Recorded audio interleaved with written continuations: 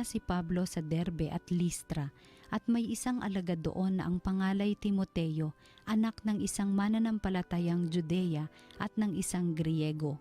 Pinatunayan ng mga kapatid sa Listra at sa Iconio na mabuting tao si Timoteo. Ibig isama ni Pablo si Timoteo, kaya tinuli niya ito sapagkat alam ng lahat ng Hudyo sa lungsod na iyon na Griego ang kanyang ama. Sa bawat lungsod na kanilang dinalaw ay ipinaalam nila sa mga kapatid ang pasya ng mga apostol at matatanda sa Jerusalem at iniutos na sundin iyon. Kaya tumibay sa pananampalataya ang mga kaanib ng bawat simbahan at dumarami ang bilang ng mga alagad araw-araw. Naglakbay sina Pablo sa lupain ng Phrygia at Galacia sapagkat sinansala sila ng Espiritu Santo na mangaral sa Asya. Pagdating sa hangganan ng Mesiya, ibig sana nilang pumasok sa Bitinia, subalit hindi sila pinahintulutan ng Espiritu ni Jesus. Kaya't bumagtas sila ng Mesiya at nagtungo sa Troas. Kinagabihan nagkaroon si Pablo ng isang pangitain. May isang lalaking taga-Macedonia na katayo at namamanhik sa kanya. Tumawid po kayo rito sa Macedonia at tulungan ninyo kami. Pagkatapos ng pangitaing ito, gumayak kami agad sapagkat natanto naming kami tinatawag ng Diyos upang ipangaral sa Macedonia ang mabuting balita. Ang salita ng Diyos.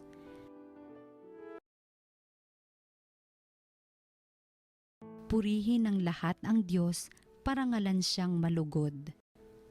Umawit sa kagalakan ang lahat ng mga bansa, Panginooy papurihan paglingkuran siyang kusa, lumapit sa harap niya at umawit na may tuwa. Purihin ng lahat ang Diyos, parangalan siyang malugod. Ang Panginooy ating Diyos ito'y dapat malaman, tayo'y Kanyang lahat, tayong lahat na nilalang, lahat tayo'y bayan niya, kabilang sa Kanyang kawan. Purihin ng lahat ang Diyos, parangalan siyang malugod. Mabuti ang Panginoon, pag-ibig niya'y walang hanggan, siya'y Diyos na mabuti't laging tapat kailanman. Purihin ng lahat ang Diyos, parangalan siyang malugod. Ang mabuting balita ng Panginoon ayon kay San Juan. Noong panahong iyon, sinabi ni Jesus sa kanyang mga alagad, "Kung napopuot sa inyo ang sanlibutan, dapat ninyong malamang napuot na ito sa akin bago sa inyo. Kung kayo nga'y sa sanlibutan, iibigin kayo nitong bilang kanya, ngunit yamang hindi kayo sa sanlibutan, kundi pinili ko kayo mula rito, ito'y napopuot sa inyo. Alalahanin ninyo ang sinabi ko sa inyo, walang aliping higit kaysa kanyang Panginoon. Kung ako'y inusig nila, uusigin din nila kayo. Kung tinupad nila ang aking salita, tutuparin din nila ang salita ninyo. Ngunit ang lahat ng ito'y gagawin nila sa inyo dahil sa akin, sapagkat hindi nila nakikilala ang nagsugo sa akin." Ang mabuting balita ng Panginoon. Pinupuri ka namin, Panginoong Hesukristo.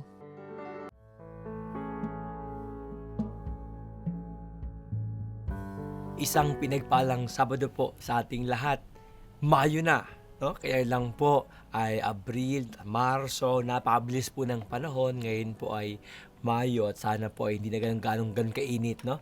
Yung mapansin, iba po ang boses ni Father, parang galing sa ilalim ng lupa, no? Paumanhin po sa inyo, ito ay siguro na rin dahil po ng panahon na pabago-bago, mainit po, no? So ako po ay medyo nawala po ang boses ko. At ito ay hindi po dahil sa ako'y nag-concert sa Araneta. Joke lang po yan, no? Mga minamahal na kapatid, although ngayon po ay Mayo na, Easter pa rin po, no? 5th week of Easter. Alam po niyo mga minamahal na kapatid, hindi po miminsa na may mga tao na ang tanong po sa simbahan, "Father, bakit naman minsan parang ang simbahan ayaw makinig?" No? Minsan tila ba yung gusto ng maraming tao ayaw pakinggan. Kasi minsan para bang ang mga tao, halimbawa po, sabi sa akin, ang mga tao pa nagsisimba ngayon mga panahon na ito, no? "Father, wala naman yan sa panglabas na anyo kung di sa nasa puso." Sabi sa akin, kung kaya sana mas maging katanggap tanggap na sa simbahan yung mga, kahit yung mga shorts, no? Nagsisimba ka o kaya nakasando para komportable at convenient. Pero po, alam nating lahat, no, na hangga't maari po, we are being asked by the church na nawa po tayo maging presentable pag tayo po ay magsimba, no? Kahit paano po sa nakapantalon o yung pang babae po ay nakapaldang hindi naman kaiksian, maayos pong damit, no? Walang sombrero. Ito po ay dahil paggalang, sapagkat alam nating lahat, hindi lang po we go to church because out of convenience or what is comfortable. Hindi po yan ang unang-unang dahilan. Kung hindi upang sumamba, manalangin, makipag-usap sa Panginoon, tanggapin ng Panginoon sa banal na sakramento. Kung kaya nga po, all this respect and importance we're expressing with how we also look externally. Kung kaya po, inaasahan sa atin, sana pag tayo po ay magsisimba, ay kagalang-galang naman yung atin pong suot. Ito po ay merong panglabas na expression na paggalang sa ating Panginoong atin pong makasalamuha, tatanggapin sa banal na sakramento ng misa. Ito po ang dahilan kung bakit ilang simbahan ay hindi po basta-basta ay nag-agree doon sa more comfortable and convenient na outfit o get up ng mga tao. Mga minamahal, ngayon pong araw na ito sa ating ebanghelyo, ito mismo po yung tema na minsan po ang simbahan talaga at ang mga alagad ng Panginoon magpahanggang ngayon, yung mga tagapagmana po ng Panginoon, yung pong mga obispo, no? Kahit po ang Santo Papa, ang simbahan po may mga okasyon na para bang unpopular ang mga posisyon, ang mga tinuturo. Makailang ulit po, no, ang simbahan po. Halimbawa, the church would preach about divorce, about abortion, no, about euthanasia, no, about death penalty. At alam po nating lahat, maari po ang ilan sa atin, may mga bagay pong hindi agree sa simbahan.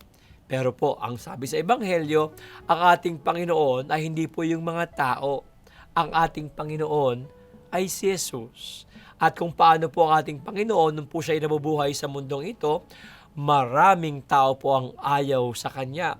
Kinukutya po siya, hindi po agree sa Panginoon. Kung kaya ang sabi sa Ebanghelyo, no, ang Kanyang turo sa mga alagad niya, kung ano yung ginawa sa guro, sa master, malamang yan din ang gagawin sa inyo, sapagkat wala namang tagasunod ang higit sa Kanyang guro.